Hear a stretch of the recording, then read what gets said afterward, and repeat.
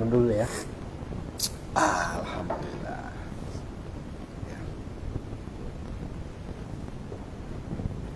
Ya. Bismillahirrahmanirrahim. Assalamualaikum warahmatullahi wabarakatuh. Waalaikumsalam warahmatullahi wabarakatuh. Alhamdulillah. Alhamdulillahirabbil alamin wassalatu wassalamu ala asyrofil anbiya'i wal mursalin wa ala alihi washabihi ajmain. Syukur kita ucapkan kehadirat Allah Subhanahu wa taala yang telah memberikan kita banyak keberkahan. Salam dan salam juga tak lupa kita hadiahkan kepada junjungan alam Nabi Muhammad SAW. Semoga dengan memperbanyak salawat kepada beliau kita akan mendapatkannya syafaat di hari ini. Alhamdulillah berjumpa kembali bersama saya Bang Agon dalam acara Let's Talk Podcast. Kali ini kita kedatangan narasumber yang cukup jauh dari bagian dari Sumatera juga. Dari barat. Tapi Sumatera bagian barat ya, Sumatera Barat. Apa nih, Datuk Satinan Kuniang. Ya, boleh. Atau kami biasa juga manggilnya Uda Jain. Ya, beliau ini adalah praktisi dakwah juga, kemudian pemerhati remaja, banyaklah aktivitasnya. Ya, gitu Datuk ya. Apa Datuk manggilnya ya? Boleh juga. Ya, alhamdulillah sudah bersama kita. Kita nanti akan berbicara panjang lebar terkait dengan tema kita, adat bersandi syarak bersandi kitabullah, sesuai dengan jargon dari Sumatera Barat kalau saya. Apa kabar? Tuh. Alhamdulillah sehat. Masya Allah. Jadi domisili di mana sekarang? Kalau saya domisili di Tanjung Merawa sekarang. Tanjung Merawa. Jadi kok bisa dapat gelar Datuk itu gimana? Nah, bisa cerita sedikit gitu. Itulah uniknya. Jadi ibaratnya kayak diminta untuk pulang. Asli memang orang sana. Asli memang orang sana. Jadi diminta untuk pulang, dikasih gelar pusaka, gelar pusako. Nah, jadi setelah itu ya balik kemari lagi. Oh gitu. Jadi nanti suatu saat kalau dibutuhkan sama saudara-saudara kita di sana, saya pulang lagi ya. Iya. Jadi memang pun rutinnya memang nanti akan ada juga rencana pulang, entah minimal sekali atau 2 kali setahun. Berarti udah menikah lah ya? Udah. Di sinilah istri anak di sini ya. Iya. Orang sana juga. Orang sini orang Melayu. Melayu. Iya. Berarti anak-anak Blasteran Minang dan Melayu. orang Ya? Melayu. Masakannya enak tuh katanya. Belum Terkenal itu. belum. Ya. Ya kok kita tengok kok di jalan tuh kan rumah makan ini masakan khas Minang Melayu. Iya. Enak emang masakannya. Ya kalau nggak percaya nanti boleh coba. Ya. Baik, tuh ini tadi kan sesuai dengan tema kita tuh adat bersandi syarak bersandi kitabullah. Bisa nggak ini ya makna dari istilah itu? Ini sebetulnya istilah atau memang apa gitu? Coba bisa dijelaskan sedikit. Nah, bagi orang Minangkabau, jadi adat bersandi syarak dan syarak bersandi kitabullah ini sudah menjadi falsafah resmi. Falsafah. Jadi inilah yang menjadi rel kehidupannya orang Minang. Nah, jadi maksud dari falsafah ini adalah orang Minang itu beradat, tapi adatnya itu nggak bertentangan dengan hukum syarak, setidaknya begitu ya Ustaz. Jadi kalau dahulunya itu kan orang Minang sebelum Islam datang ke ranah Minang itu kan masih menganut prinsip alam tak kambang jadi guru. Jadi segala aturan yang dibuat oleh orang Minang itu berdasarkan pengamatan terhadap alam. Nah, misal ketika mereka melihat bahwa di alam itu apakah manusia ataupun hewan itu kan rata-rata kedekatan seorang anak itu adalah dengan ibunya. Iya. Nah, contohnya kemudianlah dari situlah diturunkan adat sistem matrilineal. Nah, jadi kalau marga di sini atau kami bilangnya suku di sana itu berdasarkan garis keturunan ibu. Tapi bukan masalah nasab lain lagi Ustaz ya. Iya. Nah, awalnya seperti itu. Nah, jadi waktu itu untuk menyusun adat istiadat itu masih berdasarkan kami sebut alur dan kepatutan. Artinya sesuatu yang menurutnya baik dan pantas untuk ditiru. Nah, cuma kemudian sama-sama kita paham kan adat istiadat adalah sesuatu yang dibuat dan dirancang oleh manusia. Jadi kita nggak bisa langsung berkesimpulan bahwa adat itu adalah otomatis sejalan dengan aturan Islam. Nah, kita lihat dulu kasuistik dia ya. Nah, jadi setelah Islam itu datang, barulah kemudian ada hal-hal yang harus diubah atau adat kemudian menyesuaikan dengan hukum syara. Jadi dibuatlah hukum syara adalah hukum tertinggi dan adat sebagai pelaksana. Nah, itulah makna dari adat bersandi syara, syara bersandi kitabullah dalam orang Minang. Istilah syara itu memang ada dalam bahasa Minang? Iya. Ada ya? Ada. Ya karena kan kok sepemahaman saya syara itu kan memang bahasa Arab ya kan. Nah, Syara itu kan kitabus syar'i ya kan. Artinya kan seruan Allah ya kan terkait dengan zat yang membuat hukum. Berarti istilah dalam bahasa Minang ada juga ya? ada juga. Memang Ya. seperti itu juga dia artinya syara itu. Syara artinya seperti itu juga.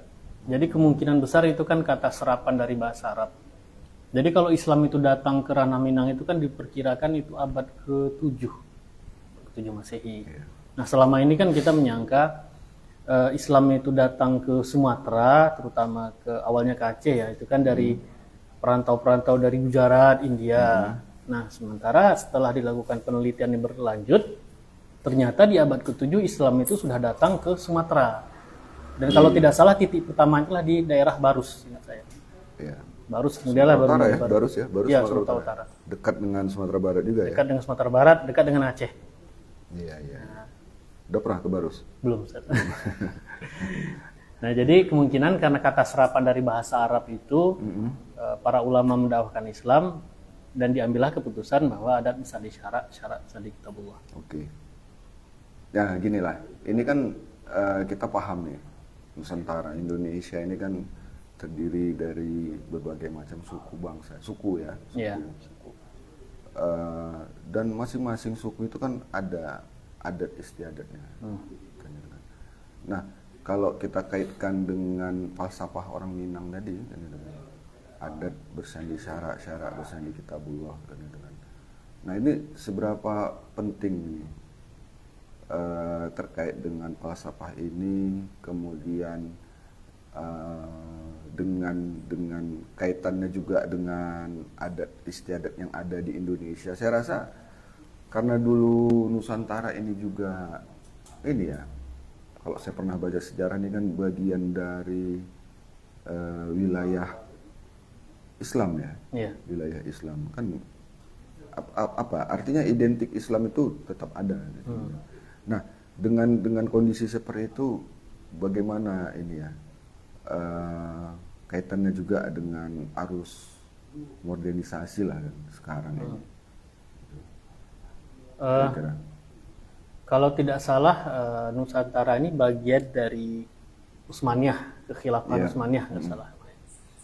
Nah, jadi mungkin hampir rata-rata daerah kesultanan di Nusantara ini kan menyatakan ketundukannya pada Utsmani. Kita bisa melihat ciri-cirinya dari stempel kerajaan atau kesultanan yang digunakan mereka. Itu kan logo Utsmani itu khas sekali itu, Ustaz. Bulat dan ada kaligrafi. Nah, saya bisa melihat dari apakah itu Kesultanan Aceh, Delhi ataupun Minangkabau, itu pun stempel kerajaannya rata-rata juga seperti itu. Jadi kalau kita bilang bahwa adat bersandi syarak bersandi kitabullah dalam lingkup Nusantara, nah sebagai pemeluk Islam seharusnya memang seperti itu. Nah, jadi ketika seseorang itu memang sudah terbiasa hidup dengan adatnya, aturan yang dibuat oleh masyarakat berdasarkan norma-norma yang menurut mereka anggap baik, dan kemudian Islam datang untuk kita anggaplah meluruskan jika ada adat-adat itu yang ternyata menyimpang dengan aturan Islam. Maka sebagai seorang muslim yang diwajibkan untuk tunduk pada aturan Allah, memang seharusnya ketundukan pada hukum syara itu paling tinggi. Nah, suku apapun itu. Jadi kan kalau di sini itu suku-suku yang identik dengan Islam itu kan selain Minangkabau ada Aceh, ada Melayu, dan kemudian ada Sunda juga saya, Ternate Tidore juga, gitu kan, Kesultanan Banten. Nah, jadi Banjar juga di Kalimantan ya. Kan. Jadi memang adat istiadat itu memang harus menempatkan hukum syara inilah sebagai hukum tertinggi. Jadi nggak boleh misalnya seseorang itu menganggap bahwa ternyata adat itu harus didahulukan daripada agama. Kadang-kadang orang kan berkata kalau misalnya dia sudah melihat sebuah kelaziman di masyarakat, dan itu menjadi adat dan ternyata bertentangan dengan aturan Islam, kadang dia kan merasa biasa aja, gak apa-apa kok, yang Karena penting udah dianggap adat orang beradat. istiadatnya ya. Nah, jadi kan dia merasa nyaman aja karena semua orang seperti ini, dia seperti ini, dia seperti ini. Nah, seharusnya ketika dia menemukan hal itu dan ternyata bertentangan dengan aturan Islam, dia tetap harus menetapkan hukum syara itu hukum tertinggi. Nggak boleh kemudian dia menganggap bahwa mentang-mentang dia hidup di lingkungan yang beradat, dia lebih suka disebut sebagai orang beradat daripada orang beragama. Itulah dia. Kalau ini kan apa ya? Apa penting nggak itu terkait dengan falsafah itu tadi untuk apa ya dipahami kemudian atau perannya lah ya kan untuk menangkal arus modernisasi itu tadi kok menurut Datuk? Sangat penting. Penting. Karena adat itu kan dibentuk dari kebiasaannya. Nah, ketika ada arus modernisasi yang ternyata membawa sekularisme, nah, jadi kan kebiasaan-kebiasaan itu perlahan bergeser.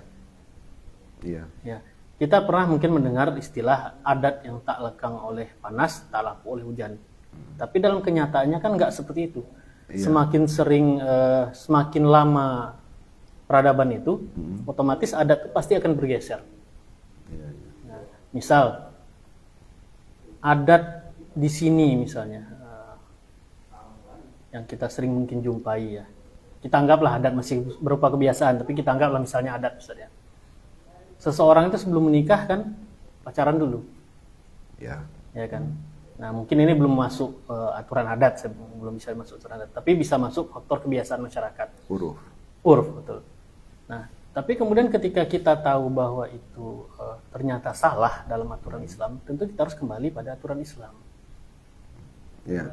Jadi memang penting, itu masih dalam faktor interaksi laki-laki perempuan ya. Nah, dalam faktor lain juga misalnya, ketika kita menemukan masalah hukum misalnya, ternyata hukum yang ditegakkan itu ngikut pada hukumnya Barat misalnya. Nah, jadi sebagai orang-orang yang hidup di Nusantara yang punya falsafah adat bersandi syara itu seharusnya juga nggak boleh permisif dengan hal-hal yang datang dari Barat. Jadi seharusnya memang dia menjadikan falsafah itu sebagai Tolak ukur ya. tolak ukurnya. Tetap mengedepankan hukum syara di atas segalanya. Ya kalau seandainya ada pemahaman dari luar dan itu tidak bertentangan dengan syara, nggak ada masalah Nggak gitu ada ya. masalah. Ya, oke. Ya kalau pacaran itu kan sebetulnya pemahaman dari luar ya. Dari luar. Kalau sepemahaman Datuk lah, dulu orang-orang tua kita pacaran nggak kok di sana itu? Dulu. Kalau di Sepemahaman saya nggak ya. Kadang kita kan Tapi asik-asik aja menikah ya kan, nggak perlu Iya. pacaran. Kalau dahulu kan gini, ketika anaknya sudah dipandang layak untuk menikah, jadi biasa orang tua itu kan bertemu dengan kawannya Iya. di pasar ya, kalau di sini pajak. Ya.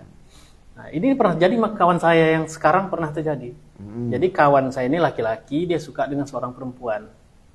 Jadi dia ceritalah sama orang tuanya, mamanya. Nah, mamanya ini jumpa dengan orang tua si perempuan di pasar. Iya. Langsung ngobrol.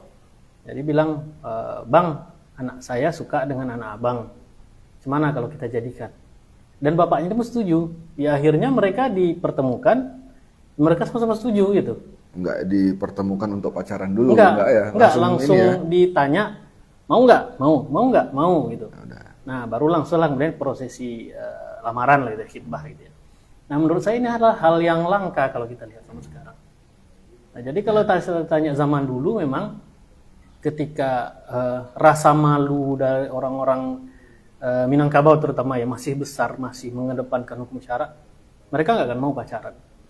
Iya, iya. Tapi seiring berkembangnya zaman dan kita tahu bahwa sekularisme itu makin parah, ya mungkin sekarang melihat orang pacaran mungkin ya biasa-biasa aja. Cuma mungkin yang masih dikritisi dua-duanya, mungkin seperti itu. Oke. Ada nggak ini pemahaman dari luar Islam maksudnya kan, yang bisa kita ambil, yang tidak bertentangan dengan hukum syara? Ada? Pemahaman dari luar ini setahu saya nggak ada. Nggak ada ya? Nggak ada. Iya. Pertanyaan jebakan ini. Iya, oke. Para pemirsa yang dimuliakan Allah, kita akan tetap berbincang-bincang selama 1 jam ke depan. Kita juga di sini buka sesi tanya jawab diskusi, Datuk. Jadi nanti kalau ada para pemirsa yang ingin bertanya, ya kita persilahkan bertanya melalui kolom chat ya. Jadi nanti akan kita diskusikan, kita tanyakan langsung kepada Datuk Syatinan Kuniang. Kenapa dibilang Kuniang itu? Nah, bisa nggak diceritakan sedikit? Kuniang itu, jadi setahu saya Kuniang itu kuning ya? kuning. Nah, Oh ya. jadi gini, datuk itu kan jabatan yang dituakan untuk kaum. Nah, struktur terendah di pemerintahan Minangkabau itu kan nagari. Nagari itu kita anggap kampung kalau di sini. Ya, desa. Nah, tapi luasnya itu lebih dari desa. Di sana kira-kira ada 3 desa yang dilebur jadi satu nagari. Kan sempat dulu zaman Soeharto itu kan pemerintah desa. Setelah reformasi ada otonomi khusus untuk beberapa daerah. Nah, termasuk kemudian Minangkabau di daerah yang di luar kota Madia mengambil hak itu. Jadi beberapa desa itu digabung jadi satu sesuai dengan kondisi di zaman dulunya. Nah, jadi di beberapa desa itu kan ada marga orang-orang Minang. Kayak Kayak Sikumbang, kayak gitu ya. Jambak, Sikumbang, Koto, Tanjung. Biasanya di kampung itu punya lembaga kerapatan adat. Nah, lembaga kerapatan adat ini yang menaungi marga-marga ini. Iya. Tapi nggak semua marga yang dinaungi oleh lembaga tersebut. Nah, di kampung saya itu ada 10 marga yang diakui. Makanya disebut urang nan 10, orang yang 10. Artinya ada 10 marga. Nah, 10 marga ini di bawahnya punya submarga. Submarga seperti misalnya Jambak, saya kan dari marga Jambak. Submarganya itu ada Jambak Kapalokoto, Jambak Tangah, Jambak Ikokoto, Jambak Dare misalnya. Nah, di bawah submarga ini ada lagi kaum. Kaum inilah kumpulan beberapa rumah gadang yang dipimpin oleh seorang datuk. Jadi satu rumah gadang ini alurnya kalau 7 turunan saya ke atas kebetulan ya, ada nenek paling tua 7 turunan ke atas, piramidanya ke bawah sampai ke anak saya itu disebut satu rumah gadang. Nah, kebetulan yang saya pimpin ada 5 rumah gadang. Jadi terbayang Ustaz banyaknya berapa. Iya. Nah, jadi datuk ini adalah gelar pusaka bagi orang-orang yang dituakan dalam kaum tersebut. Tapi kemudian seiring perkembangan zaman itu kan orang-orang bertambah banyak. Jadi ketika bertambah banyak kan datuk itu otomatis bisa jadi nggak akan mampu lagi memimpin sebanyak itu. Makanya kemudian ada pemekaran. Nah, jadi yang di marga saya itu awalnya itulah Datuk Sati aja.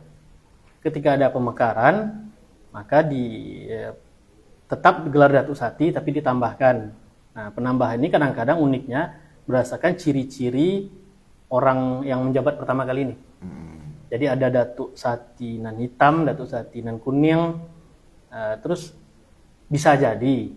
Nah, mungkin awalnya yang punya Datuk Sati yang kuning entah karena kulitnya kuning langsat mungkin, atau entah karena dia suka pakai baju kuning, wallahu alam, saya tidak tahu. Cuma biasanya seperti itu. Iya. Ya, dinisbatkan dengan kesukaannya ya, Ya, mungkin ya. kesukaannya bisa jadi. Saya teringat Rasulullah SAW itu kan, saya lupa nama sahabatnya itu kan, ada yang dipanggil Abu Hurairah ya. Iya, Abu bapaknya Hurairah. kucing. Kucing ya kan. Nah, bukan berarti dia itu ayahnya kucing Iya. gitu kan, atau bapaknya kucing, tapi karena memang dia suka ya. Iya, suka dengan kucing. dia. Jadi, dan itu termasuk gelar kehormatan ya. Iya. Ya. Oke. Gimana Bang? Ada yang bertanya Bang? Kita coba lihat. Oh iya. Silakan ngopi apa tuh? Ini kopinya luar biasa ini. Sering ngopi? Sering. Sering. Pakai gula? Kadang pakai gula, kadang enggak. Wah. Tergantung suasana hati. Iya. Baik, kita lanjutkan ya tuh ya. Iya. Kalau menurut Datuk lah kan, melihat kondisi masyarakat di Indonesia ini kan, sejauh mana keterikatan adat istiadat yang ada di Indonesia ini dengan hukum syara? Kalau untuk sekarang mungkin jauh ya. Jauh. Kalau di Sumatera Barat sendiri? Sumatera Barat, kalau kita bandingkan antara zaman hidupnya Buya Hamka dengan sekarang, pasti lebih parah sekarang. Nah, kita nggak berbicara soal individu, tapi tentang masyarakat ya. Saya yakin lebih parah sekarang. Nah, tapi kalau kita bandingkan zaman Buya Hamka dengan zaman di atasnya lagi, siapa ya? Mungkin zaman Syekh Al-Minangkabawi misalnya ya. Nah, tentu juga lebih baik di dalam kondisi tersebut. Makin ke atas saya yakin makin bagus. Nah, kenapa hal seperti itu terjadi? Mungkin berhubungan juga dengan keberadaan sebuah negara mungkin ya. Kita kan hidup agar teratur itu kan wajib ngikut aturan. Dan yang berwenang membuat aturan dan menerapkannya itulah kan negara. Nah, ketika dahulu negara khilafah Islamiyah masih ada, nah, saya yakin waktu itu kondisi masyarakat diatur dengan aturan Islam, walaupun mungkin untuk daerah-daerah yang jauh mungkin enggak terlalu terawasi ya. Yang sama-sama kita paham itu kan era terakhir Utsmaniyah itu kan enggak semua wilayah itu bisa dikontrol oleh khalifah. Nah, tapi setelah kemudian khilafah runtuh itu dan negara-negara itu menjadi negara-negara bangsa, negeri berpenduduk mayoritas Islam, otomatis keberadaan negara yang mengatur kehidupan masyarakat dengan aturan Islam itu juga udah nggak ada. Jadi masyarakat masih hidup dalam aturan Islam itu hanya sebatas faktor empirisnya saja, sisa-sisa dari peradaban zaman dulu. Walaupun mayoritas Islam. Ya. Mungkin nggak beda jauh di sana dengan di sini, mungkin kita masih jumpai ikhtilat, mungkin ada ya, ikhtilat atau khalwat. Mungkin kalau dalam pesta pernikahan aja lah yang gampang kita lihat. Kalau dalam pesta itu nggak betul-betul diatur dengan aturan interaksi pria dan wanita, bisa jadi kemudian mereka campur baur. Nah, tapi alhamdulillah di sana secara empiris masyarakat itu kadang-kadang paham di mana posisi duduk laki-laki, di mana posisi duduk perempuan kalau di rumah. Walaupun mungkin tanpa hijab. Biasanya seperti ini, rumah di sana itu kan wajib ada pintu depan dan pintu samping biasa. Iya. Nah, laki-laki biasa masuk dari pintu depan, perempuan dari pintu samping. Dan itu biasanya otomatis udah terpisah duduknya, nggak akan campur baur. Gitu. Cuma memang nggak ada hijab yang membatasi. Ya artinya semangat untuk berhukum syara itu masih ada. Berarti begini ya, kalau saya tengok tadi berarti kan adat istiadat yang memang kebiasaan masyarakat Indonesia itu kalau dulu mungkin masih erat kaitannya dengan hukum syara ya. Iya. Nah, lambat laun seiring berjalannya waktu udah mulai luntur dengan arus apa namanya kita bilang arus yang dibuat oleh kekuatan yang lebih besar lagi lah ya, negara ya gitu ya. Artinya adat istiadat jadi punya toleransi dengan aktivitas negara gitu ya. Ya. Ini mungkin sebuah kelemahan ya. Kelemahan karena menurunnya tingkat berpikir masyarakat atau individu muslim. Nah, salah satu faktor yang menopang ketakwaan itu kan masyarakat yang beramar ma'ruf nahi mungkar. Nah, mungkin di dalam masyarakat kita sendiri aktivitas dakwah itu berkurang. Kadang-kadang orang terpikir begini, yang punya otoritas dakwah itu hanyalah ulama. Iya. Atau orang biasa mengatakan gini, nggak perlulah ikut aktivitas dakwah, ulama aja lah. Ngapain mereka jauh-jauh atau lama sekolah kalau mereka nggak berdakwah? Kalau kita udah santai-santai aja. Nah, kondisi seperti itu kan sering kita jumpain masyarakat. Nah, termasuk dalam kehidupan masyarakat Nusantara sekarang pun. Jadi dalam adat apapun rata-rata seperti itu. Nah, di Minangkabau sendiri ada 3 pilar itu yang berpengaruh dalam kehidupan masyarakat. Pertama adalah niniak mama, yang kedua adalah alim ulama, ketiga cadiak pandai, yaitu kaum cendekiawan. Nah, seharusnya idealnya tiga unsur dalam masyarakat Minangkabau ini seharusnya lebih aktif mendakwahkan Islam ketika mereka menjumpai sesuatu yang bertentangan dengan aturan Islam. Nah, selain pembinaan individu ya, ini dalam konteks masyarakat. Jadi kalau kita lihat orang-orang yang bertiga ini aja aktif, seharusnya yang lainnya juga ikut aktif. Jadi ketika sekarang ini virus individualisme itu sudah banyak masuk ke dada generasi muda muslim, mereka kadang-kadang nggak memikirkan ini lagi. Jadi orang-orang hanya fokus, ya udahlah mencari nafkah aja. Kalau soal amar ma'ruf itu tugas mereka lah itu. Yang penting masih bisa sholat ya. Yang penting masih bisa sholat.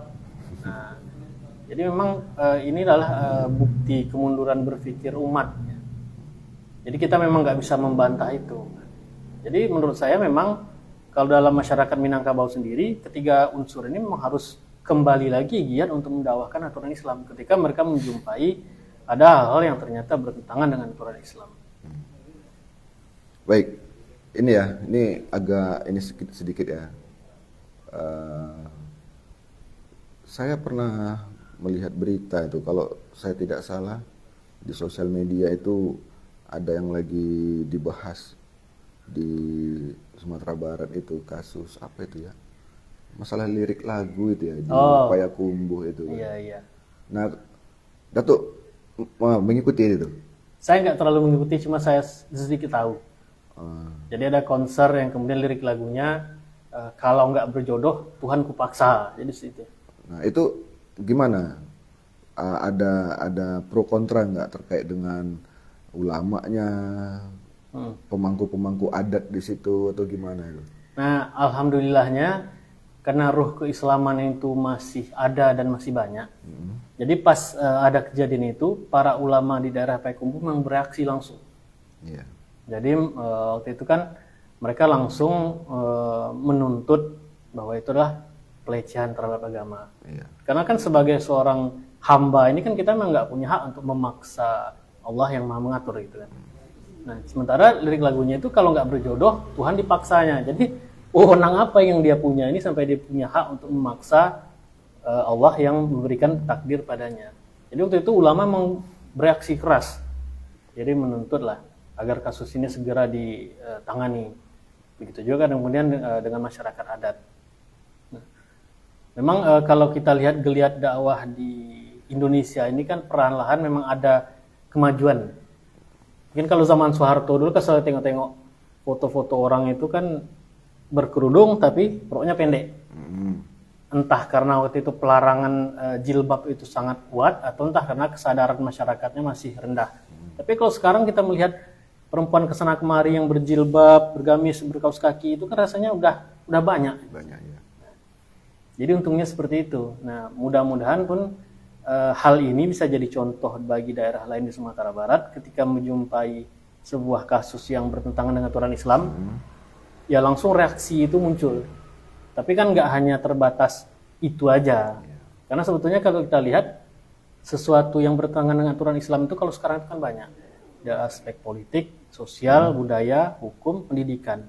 Nah mudah-mudahan ke depannya pun memang para ulama ataupun para pemangku adat di Minangkabau itu juga bereaksi dengan kasus-kasus seperti ini. Iya. Baik. Ini juga nih, kan tidak sedikit ya adanya fenomena adat itu dijadikan alasan untuk menolak hukum syara. Ya. Tidak sedikit juga, saya tidak sebut ada suku apa gitu, tapi yang jelas saya pernah melihat itu gitu kan. Dengan adanya adat kebiasaan yang ada di daerah itu, dengan alasan itu dia menolak hukum syara itu. Nah, ini kok menurut Datuk gimana? Nah, ini sebetulnya fenomena yang lucu menurut saya di negeri yang katanya mayoritas beragama Islam. Jadi kadang-kadang orang itu lebih takut dianggap tidak beradat dibanding tidak beragama. Nah, dalam kasus itulah sepertinya. Mungkin dalam adatnya tersebut masih ada ritual-ritual misalnya entah makan daging babi atau apalah gitu ya. Dan ternyata yang muslim pun bergabung di situ. Itu saya pernah nampak di sebuah tayangan. Nah, jadi ketika ditanya memang mereka lebih takut dianggap nggak beradat dibanding nggak beragama. Jadi kadang-kadang orang seperti ini lebih patuh dengan aturan adatnya Sementara kadang-kadang kalau datang azan sholat Jumat, mereka biasa aja. Atau bulan Ramadan, mereka biasa aja. Mereka lebih nyaman disebut orang yang beradat daripada orang beragama. Nah, jadi kenapa mereka menganggap seperti itu? Mungkin karena ini ya, rasa nggak suka dengan aturan agama mungkin. Mungkin mereka merasa ketika aturan agama terkekang. Jadi mereka merasa, nggak usahlah aturan agama ditaati, dikit-dikit haram, dikit-dikit nggak boleh. Bagus aturan ini aja lah yang dibuat oleh manusia, ini bisa kok, boleh kok. Ya buktinya itu orang itu kerjakan. Apalagi kalau kemudian yang mengerjakan pun tokoh-tokoh masyarakat. Nah, jadi seolah-olah itu boleh jadinya. Jadi kalau sebagai ini ya, kayak Datuk sendirilah dengan orang yang memahami pentingnya adat istiadat itu terikat juga dengan hukum. Artinya standarisasi itu adalah hukum syara kan. Nah, bagaimana peran kita lah mungkin ya, peran kita dalam mengembalikan itu tadi, seharusnya adat istiadat itu standarnya itu adalah hukum syara gitu. Nah, gimana kok menurut Datuk? Ya. Atau begini, kalau Datuk sendiri gimana? Kan itu kan pasti jadi rujukannya di keluarga besar tadi. Nah, itu kan gimana juga cara Datuk itu untuk menyelesaikan permasalahan-permasalahan yang ada di keluarga itu, apa ada penentangan atau gimana gitu? Islam itu kan ketika datang dimanapun itu kan nggak pernah berhadapan dengan ruang hampa, pasti selalu ada penentangan dimanapun kan. Nah, termasuk di daerah Minangkabau itu sendiri. Tapi orang Minangkabau punya prinsip seperti ini, kalau manis nggak langsung ditelan, kalau pahit nggak langsung dimuntahkan.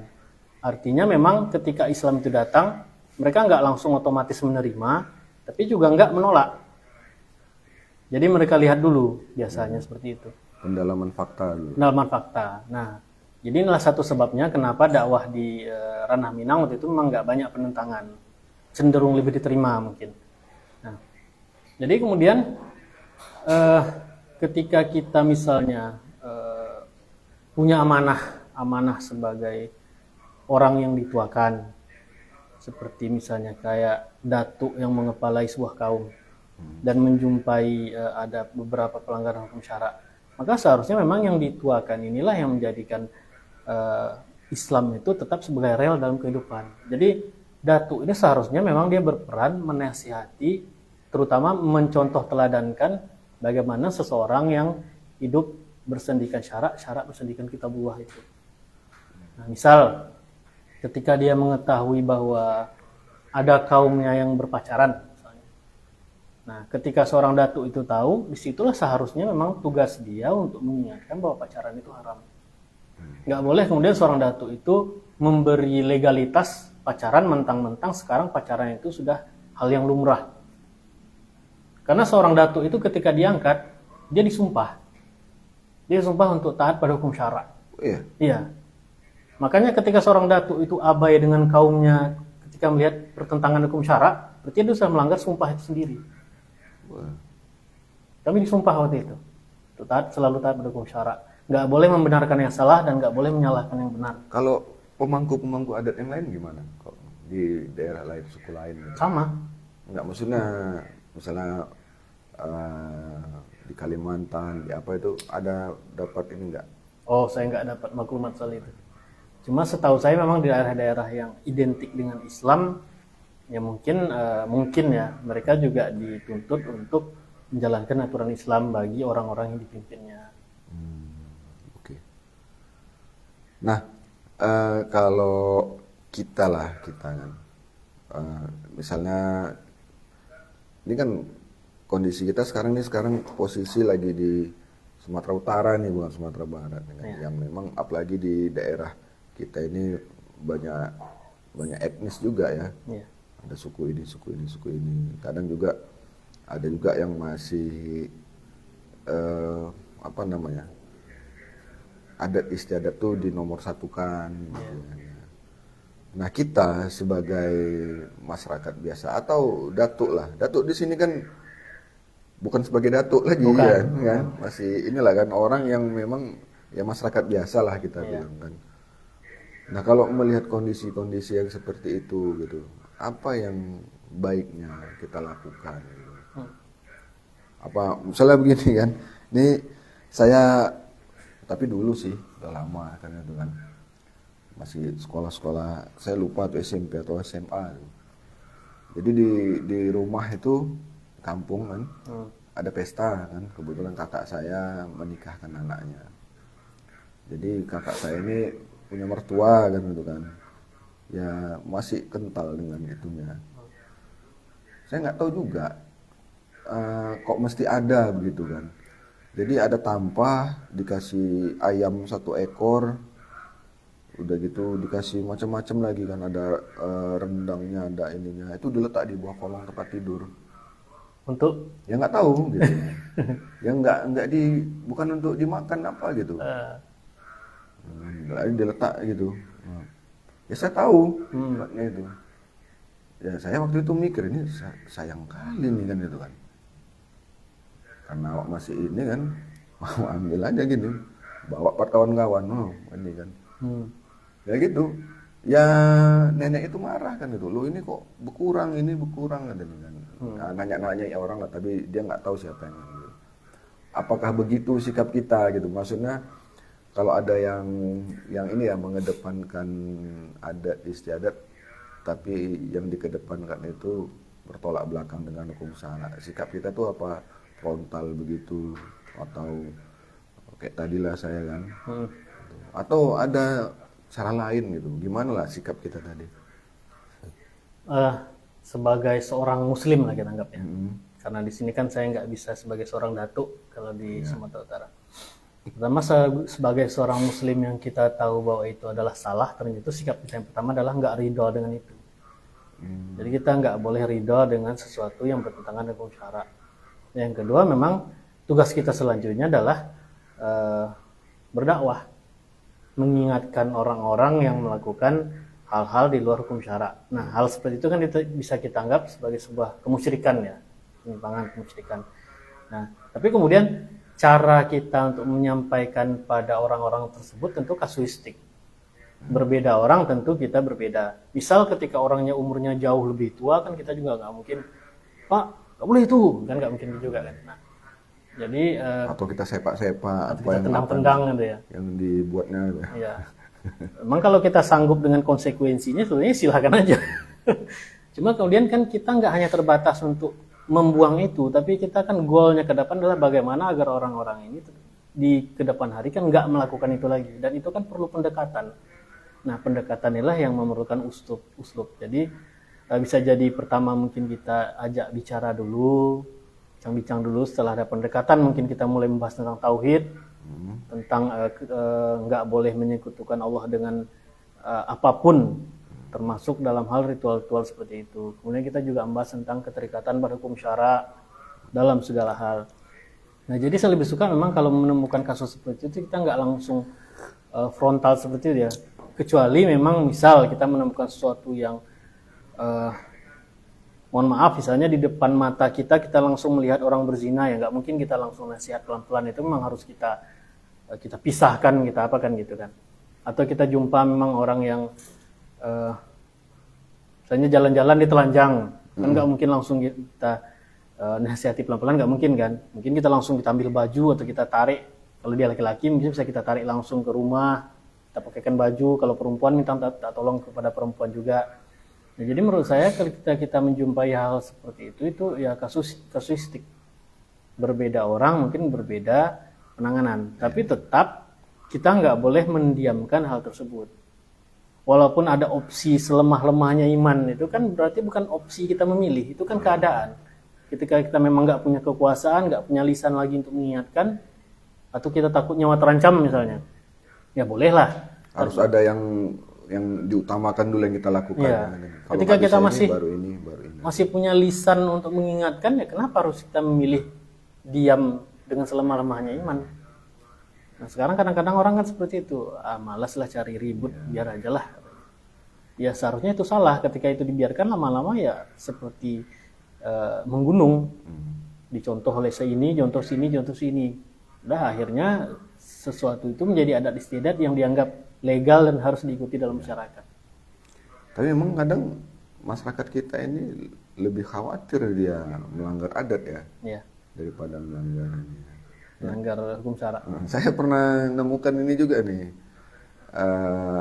apa ya, kasus lah ya gini. Jadi ada kebetulan ini saya punya kawan ini bagian dari pemerintahan desa.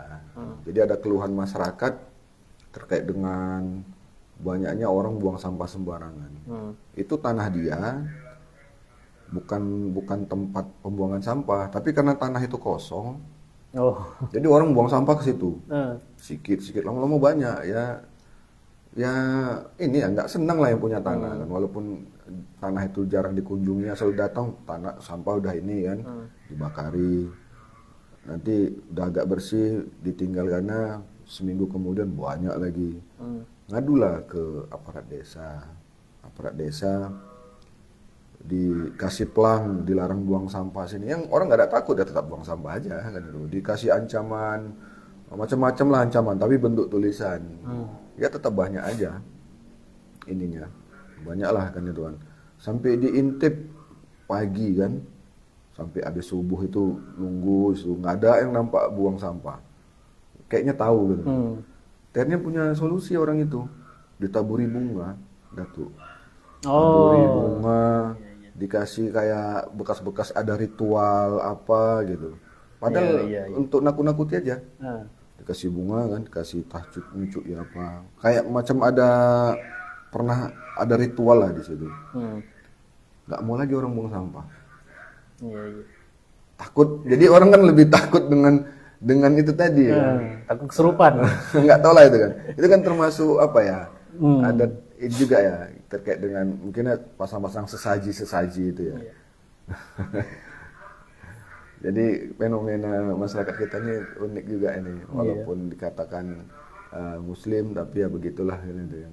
Ustadz, waktu muda suka naik gunung?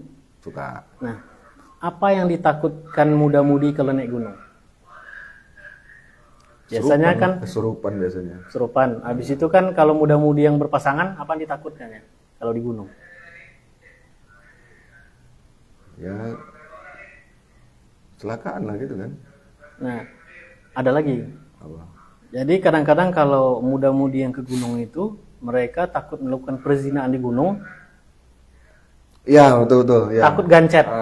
Ya. Takut gancet, takut kesurupan. Iya. Tapi dia sama sekali nggak pernah bahas takut dosa zina. Iya, betul. Itu salah satu contohnya. Iya. Nah, gitu juga misalnya kalau kita ini. Apalagi ya contohnya biasa. Kita misalnya nebang pohon misalnya. Nah, kadang kita nebang pohon ini kan ada karena iseng, ada karena memang harus nebang pohon. Nah, kadang-kadang orang yang memang dia terbiasa untuk iseng, dia takut nebang pohon atau ngencingi pohon, kesambet, kesurupan. Iya. Tapi dia nggak takut pohon yang ditebang itu milik siapa, asal tebang aja nanti berdosa ngambil hak orang lain. Dia nggak pernah begitu. Jadi kadang-kadang memang pola pikir masyarakat ini lebih takut pada hal seperti itu dibanding pada Tuhannya sendiri. Iya, betul.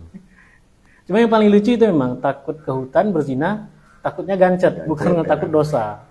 Nanti kalau gancet malu kan. Malu, lebih takut malunya itu daripada takut dosanya. Astagfirullah. Baik, kita kembali ke pemirsa ini. Ada yang bertanya, Bang? Belum ada ya, Bang? Oke. Baik, silakan. Ini ada kuis kita ini kan. Boleh. Apa nih? Walaupun tidak suasana Lebaran, ini karena kue ini biasanya munculnya waktu Lebaran ini. Ya kan Bang, waktu Lebaran. Nastar ini kan waktu Lebaran biasanya. Tapi ini bukan suasana Lebaran, tapi ada dia. Iya. Baik, Datuk. Ini mungkin nggak adat istiadat itu apa ya? Atau gini ya? masyarakat Indonesia ini memiliki adat istiadat yang Islami tanpa adanya tanpa adanya aturan kehidupan yang memang lebih besar. Ya, misalnya kayak negara mengkondisikan atau kayak tadi kan Datuk cerita bahwa kita ini Nusantara itu sebetulnya kan bagian dari Utsmani pada saat itu. Yang kita paham Utsmani itu adalah negara Islam dengan sistem kehidupan yang Islami, sehingga itu menyebar luas ke daerah-daerah, termasuklah Nusantara, sehingga terkondisikanlah dengan adat istiadat di Indonesia itu di Nusantara itu dari mulai Sabang, Merauke, bahkan di Asia Tenggara, Malaysia apa itu kan seperti itu. Nah dengan kondisi yang seperti ini mungkin nggak adat istiadat itu menjadi yang sekarang ini menjadi adat istiadat yang Islami tanpa adanya penopang yang lebih besar tadi. Adat ini kan sesuatu yang lahir dari norma-norma di masyarakat. Iya. Jadi kan ketika masyarakat menganggap itu baik, Kearifan maka lokal, kerjakan, ya kearifan lokal. Sementara kalau kita berbicara tentang keteraturan, tentu kita nggak bisa lepas dari sesuatu yang namanya negara. Jadi negara ini kan lingkupnya lebih besar daripada adat. Jadi adat ini kan kita bisa lihat mungkin adat di daerah Tanjung Merawa berbeda mungkin dengan adat di daerah Langkat misalnya. Nah, kalau di Sumatera Barat sendiri ada keunikan. Iya. Adat itu ada berbeda tiap kabupaten. Ada perbedaannya sedikit. Nah, memang masih dalam lingkup yang mubah ya. Tapi kalau kita berbicara tentang lingkup yang lebih besar seperti negara dan kita paham bahwa ada adat istiadat itu yang bertentangan dengan aturan Islam, kalau nggak ada sebuah negara yang menjadi sebuah wadah yang mengatur bagaimana jalannya aturan dalam masyarakat, tentu kita bisa bilang bahwa mustahil menemukan sebuah daerah punya adat yang Islami. Nah, yang ada mungkin daerah-daerah yang masih melaksanakan adat sisa-sisa mungkin dari peradaban Islam zaman Utsmaniyah mungkin. Makanya saya sebut tadi sebagai faktor empiris semata. Misal seperti dalam walimahan di Minangkabau itu secara tradisional kan masih dipisahkan laki-laki dan perempuan. Dan itu kan adalah faktor empiris sisa dari penerapan aturan di zaman Utsmaniyah. Nah, tapi misal ketika di faktor lain kita sulit menemukan hal yang sejalan dengan Islam seperti itu. Nah, misal seperti ini. Kadang-kadang kan udah lumrah kita kalau menemukan sebuah walimahan ada yang mabuk. Iya. Nah, di sana pun saya pernah juga menjumpai hal seperti itu. Tapi kemudian ketika walaupun dalam adat kami tidak ada kebolehan untuk minum minuman keras, karena memang dalam aturan Islam itu kan haram. Tapi ketika nggak ada negara yang kemudian menerapkan sanksi bagi si pembuat, pengedar, penjual, pembawa, peminum, atau yang mempromosikan minuman keras, ya otomatis hal-hal seperti itu akan terus berulang. Ada aja ya. Ada aja. Jadi nggak bisa kita menemukan sebuah lingkungan itu yang betul-betul menerapkan aturan Islam kalau nggak ada negara yang turun tangan menerapkan aturan Islam itu sendiri. Jadi dalam suku manapun, saya rasa seperti itu. Itu masih dalam faktor itu, belum lagi faktor yang lain misalnya interaksi laki-laki dan perempuan. Misal mungkin di Aceh kita pernah melihat ada sanksi bagi laki-laki perempuan yang bukan mahram berboncengan. Tapi setelah itu sanksi yang membuat jera mereka apakah ada? Kita nggak bisa bilang bahwa sanksi yang diterapkan itu sudah maksimal, walaupun mungkin mengurangi faktor di depan umum. Nah kalau di belakang kita nggak tahu ya. Tapi kan kita kalau bicara efektivitas dan kesempurnaan, ya kita sulit menemukan hal seperti itu. Apalagi kalau kita bicara tentang kesadaran masyarakat itu sendiri. Negara yang mengatur itu nggak ada, otomatis kesadaran mereka untuk itu juga nggak ada. Iya. Berarti nggak mungkin ya? Nggak mungkin menurut saya. Kalaupun memungkinkan, tetap ada pertentangan nanti ya dengan aturan-aturan. Karena kan apapun ceritanya, pemerintahan daerah itu erat kaitannya dengan pemerintahan pusat ya. Iya. Misalnya ada kebijakan pusat, seandainya kebijakan itu dilihat dari adat setempat bertentangan nggak mau dilaksanakan misalnya. Ya, bisa jadi. Ya, bisa jadi ya pertentangan ya. Karena memang mungkin pemerintah nggak mau terjadi konflik di daerah akibat kebijakan yang dipaksakan. Iya, iya. Berarti pertama tadi nggak mungkin. Berarti kita punya kesimpulan peran sebuah negara itu sangat ini ya. Kalau kita memang ingin mengkondisikan adat istiadat itu identik dengan adat istiadat Islam. Atau falsafah tadi, ya kan, adat bersandi syarak bersandi kitabullah itu sulit diimplementasikan kalau nggak ada hadir negara yang berideologikan Islam. iya iya. Ya. Contohnya sekarang itu kan perjuangan untuk menjadikan adat bersandi syarak bersandi kitabullah itu kan belum selesai. Nah, Maksudnya belum selesai. itu kan masih berupa falsafah yang kemudian diterapkan di masyarakat. Tapi kan kita belum bisa menjadikan itu sebagai Tolak ukur. untuk menjadikan masyarakat itu sebuah masyarakat yang Islami. Makanya saya bilang ketika itu diikrarkan sampai sekarang itu perjuangannya belum selesai. Berarti hanya sekedar falsafah, jargon yang tertulis atau gitu aja ya? Jargon yang nggak bisa diterapkan secara maksimal. Oh. Jadi kan ada bersandi syarak bersandi kitabullah ini kan awalnya dulu ketika Islam masuk. Jadi ada beberapa versi tentang itu. Ada yang bilang itu mulai dipakai ketika awal-awal masuknya Islam di ranah Minang. Ada juga kemudian versi mengatakan itu awal-awal masa Perang Paderi. Nah waktu itu kan di awal Perang Paderi itu kan ada pertentangan antara masyarakat yang gemar bermaksiat dengan kaum santri. Iya. Kaum santri kan waktu itu anti dengan yang namanya tahayul atau khurafat, dan mereka juga enggak suka ketika melihat masyarakat suka judi atau mabuk-mabukan, maka terjadilah konflik. Nah, konflik ini kemudian ditunggangi oleh Belanda. Tapi setelah kemudian masyarakat yang dianggap melegalisasi maksiat ini sadar, kemudian antara mereka dan para santri ini bersatu dan membuat perjanjian di Bukit Marapalam namanya, sebuah daerah di Tanah Datar. Dan itulah yang namanya Sumpah Sakti Adat Bersandi Syarak Bersandi Kitabullah. Dan itu sebetulnya bukan final, tapi sebetulnya itu awal agar hukum syarak itu betul-betul diterapkan dan menjadi landasan kehidupan orang Minangkabau itu sendiri.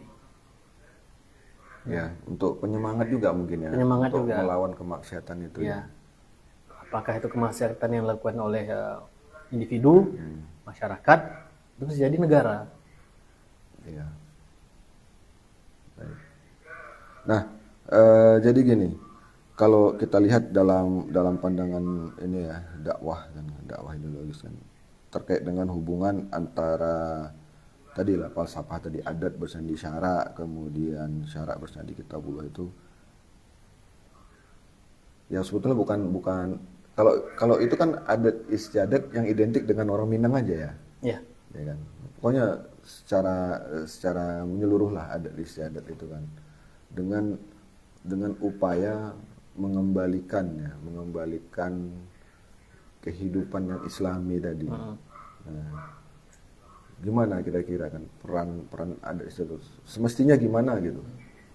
Seharusnya bagi muslim dimanapun dia berada, itu kan dia tetap menjunjung tinggi hukum syarak. Nah, khusus di daerah Minangkabau yang menjadikan adat bersandi syarak bersandi kitabullah, ketika orang Minang itu nggak mau disebut orang yang nggak beradat, dia pasti akan melaksanakan aturan adat. Sementara aturan adat itu terkait dengan hukum syarak. Nah, seharusnya falsafah itu menjadi pengingat bagi mereka agar menerapkan aturan Islam itu sendiri. Apakah itu yang lingkup individu mereka, lingkup bermasyarakat, atau lingkup bernegara. Jadi seharusnya itu jadi cambuk bagi para pemuka adat, para ulama, ataupun para cendekiawan dari orang Minangkabau itu sendiri untuk bersama-sama melebarkan opini ya, membuat sebuah opini itu menjadi kesadaran umum bahwa orang-orang muslim itu wajib terikat pada hukum syarak, dan ketika enggak dijumpai wajib diperjuangkan. Nah, seharusnya seperti itu. Makanya ketika dia sadar bahwa falsafah tersebut sejak diikrarkan sampai sekarang itu artinya belum terlaksana sepenuhnya, berarti kan sesuatu yang harus diperjuangkan. Nah, seharusnya seperti itu peran para pemuka adat atau pemuka agama, mereka wajib memang mendakwahkan atau mengingatkan penguasa tentang wajibnya menerapkan aturan Islam dalam bernegara. Nah, seharusnya juga suku-suku lain di Nusantara yang mungkin nggak punya falsafah itu, tapi mereka paham bahwa aturan Islam itu adalah aturan tertinggi bagi seorang Muslim, mereka juga melakukan itu. Ya. Jadi nggak boleh seorang Muslim itu membiasakan atau menganggap normal sesuatu yang kita lihat bertentangan dengan aturan Islam. Oke. Baik, gini. Ini nggak terasa udah hampir 1 jam ya. Oh iya. Saya kembali ke inilah. Ada kayak yang mau didiskusikan, ada yang mau ditanya? Ada? Belum ada ya? Baik. Ini di penghujung acara kita nih kan. Tadi saya kan mengingat apa yang Datuk sampaikan kan, bahwa adat istiadat itu nggak akan mungkin bisa menjadi adat istiadat yang Islami tanpa adanya negara, ya kan, yang memang bisa mengkondisikannya, kan gitu kan. Nah, kemudian adat istiadat itu juga bisa berperan penting dalam mengkondisikan apa ya, negara tadi ya. Yang menerapkan aturan kehidupan Islami. Nah, kalau kita ini sebetulnya apa ya? Mungkin bahasa saya ini ya. Kita ini berawal dari mana enaknya gitu? Apakah kita mau mengkondisikan adat istiadat dulu, atau kita sibuk di apa ya, menciptakan sebuah negara yang punya aturan Islam dulu gitu kan, baru nanti merambat ke adat istiadatnya. Gimana nih? Alurnya gimana enaknya nih? Kalau kita lihat dari segi penerapan aturan, tentu yang paling tinggi itu adalah negara. Negara yang menerapkan aturan dalam bermasyarakat, dan kemudian aturan ini pasti biasanya itu nggak bertentangan dengan adat-adat setempat. Kalau nggak salah di NTT pernah ada kasus ya, di situ kan miras diperbolehkan, karena merusakkan adat setempat, ya itu bagian dari ritual dan kebiasaan masyarakat. Artinya kan nggak ada perda yang menentang itu. Nah, jadi kalau kita lihat memang peran negara itu sangat penting. Tapi kalau kita bicara tentang dakwah untuk mengubah tatanan kehidupan bermasyarakat ataupun bernegara, menurut saya tentu harus kita laksanakan semuanya sekaligus. Walaupun kita sadar mungkin negara adalah faktor terpenting untuk menerapkan itu. Iya. Misalnya begini, seluruh lapisan ini, seluruh lapisan masyarakat, apakah itu individu atau tokoh-tokoh masyarakat, atau bisa jadi kepada penguasa kita ingatkan bahwa tentang wajibnya menerapkan hukum syara itu sendiri. Karena semuanya faktornya saling berkaitan menurut saya. Ya, mungkin sebelum kita akhiri ini, Datuk, kira-kira apa pesan yang penting lah, pesan dakwah kan, yang paling penting kepada masyarakat hari ini kan, agar tidak berhenti pada slogan itu tadi. Saya ngadap kamera lah ya. Ya. Jadi pertama-tama saya ingin mengingatkan para datuk di Minangkabau bahwa setiap amanah kepemimpinan itu adalah sesuatu yang nanti akan dipertanggungjawabkan di hadapan Allah Subhanahu wa taala. Nggak ada satupun yang luput dari pengawasan ataupun pertanggungjawaban, termasuk kaum-kaum yang kita pimpin. Nah, masalahnya ketika orang Minang itu mengaku beragama Islam, tentu dia wajib menunaikan amanah itu agar sesuai dengan aturan Islam. Seorang datuk itu wajib memberi contoh teladan pada kaumnya bagaimana seorang muslim yang taat. Taat bukan berarti hanya terbatas tentang sholat, puasa Ramadan atau bayar zakat. Tapi taat berarti dia menjalankan seluruh aturan Islam yang bisa dilakukannya sebagai individu dalam masyarakat misalnya. Dia mencontohkan bagaimana interaksi antara laki-laki perempuan. Dia mencontohkan bagaimana cara bermuamalah yang benar menurut aturan Islam. Dia juga mencontohkan hal-hal yang wajib dipelajari oleh seorang muslim, misalnya tentang fikih misalnya. Nah, dia juga wajib mengingatkan kaumnya ketika dia melihat sebuah kemungkaran atau kemaksiatan itu terjadi. Jadi seorang datuk itu nggak boleh dengan alasan segan pada orang yang dipimpinnya, dia mendiamkan hal tersebut. Nah, itu dalam hal kaumnya. Kemudian seorang datuk itu juga seseorang yang punya pengaruh, suaranya didengar oleh tokoh-tokoh lain. Apakah itu sesama datuk ataupun penguasa. Nah, disinilah peran seorang datuk juga wajib mengingatkan tokoh-tokoh tersebut ataupun para penguasa tentang wajibnya menerapkan aturan Islam jika benar orang Minang itu harus diatur menurut hukum syara. Jadi kalau memang seorang datuk itu serius menganggap falsafah itu adalah benar, adat basandi syara, syara basandi kitabullah, maka datuk juga harus serius mengingatkan para penguasa agar menerapkan aturan Islam dalam kehidupan bermasyarakat. Jadi aturan ini pun harus diterapkan seluruhnya tanpa ada yang dikecualikan. Nah, yang ketiga, dalam hal hidup dalam bermasyarakat di sebuah nagari, seorang datuk tentu juga punya kewajiban untuk mendakwahkan aturan Islam itu sendiri pada masyarakat yang ditemuinya, walaupun itu bukan kaumnya sendiri. Jadi misalnya mentang-mentang bukan kaumnya terus dibiarkan dia bermaksiat, enggak. Pasti nanti pun Allah akan meminta pertanggungjawaban sebagai individu, bukan sebagai orang yang berpengaruh di kaum tersebut. Nah, kemudian bagi para ulama ataupun cadia pandai Sumatera Barat, saya juga ingin mengingatkan, tentu kita punya PR yang besar untuk menjadikan adat basandi syara, syara basandi kitabullah itu sesuatu yang memang diterapkan. Jadi kita nggak boleh puas ketika sumpah sakti itu sudah diucapkan oleh para pendahulu kita, dijadikan falsafah adat, terus kita biarkan. Kita tetap punya peranan penting dan punya PR yang sangat besar untuk menjadikan bagaimana agar aturan Islam itu diterapkan seluruhnya oleh masyarakat. Apakah itu dalam tahap individu, masyarakat, ataupun negara. Nah, jadi seorang datuk dalam Minangkabau itu pun tanggung jawabnya sangat besar. Jadi nggak boleh sepele dengan hal tersebut. Nah, gitu dia. Oke. Baik.